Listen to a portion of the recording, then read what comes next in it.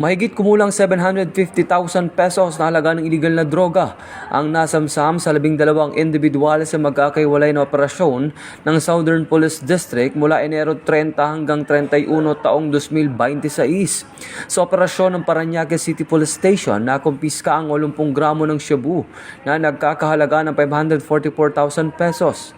Napagtala naman ng Taguig City Police Station ng 22.8 gramo ng shabu na may standard drug price na 155,040 pesos.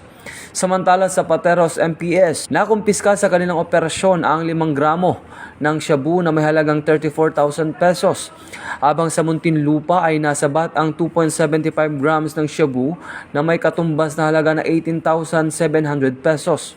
Maharap ang mga suspect sa kasong paglabag sa RA 9165 o Comprehensive Dangerous Drugs Act of 2002.